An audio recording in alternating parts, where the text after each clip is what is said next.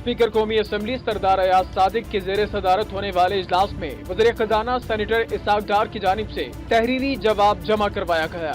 वज़ीर खजाना ने बताया कि मरदमशुमारी आइंदा साल मार्च या अप्रैल में करवाने का इम्कान है, ताहम वसाइल देख कर हतमी फैसला किया जाएगा। उधर असम्बली में वजारत मनसूबा बंदी ने एतराफ किया कि पाकिस्तान की 30% आबादी अब भी खत गुर्बत से नीचे जिंदगी गुजारने पर मजबूर है। वजारत मनसूबा बंदी ने तहरीरी जवाब में बताया कि 5 करोड़ 30 लाख से ज्यादा अफराद खत गुर्बत से नीचे जिंदगी बसर कर रहे हैं। 3030 रुपए से कम माहाना आमदन कमाने वाले फर्द को खत गुर्बत से नीचे तस्वुर किया गया है। इजलास में हुकूमत ने पाकिस्तान इंक्वायरी कमीशन बिल भी मंजूर करवा लिया। कमीशन के पास इंटरनेशनल टीम, दीगर ममालिक और एजेंसी से मालूमात हासिल करने का इख्तियार होगा, जबकि दस्तावेजात, सबूत और रिकॉर्ड लेने के लिए बैनुल अक़वामी ताउन हासिल करने का भी इख्तियार होगा। बिल मंजूर होने पर पीपल्स पार्टी ने ऐवान से अलामती वॉकआउट किया। दूसरी जानिब भारतीय जारियत के खिलाफ भी ऐवान में करारदाद मुत्तफ़िका मंजूर कर ली गई। करारदाद में कहा गया कि लाइन ऑफ कंट्रोल पर भारत बार बार इश्तियाल अंगेजी कर रहा है, जिससे अब तक कई मासूम शहरी और जवान शहीद हो चुके हैं।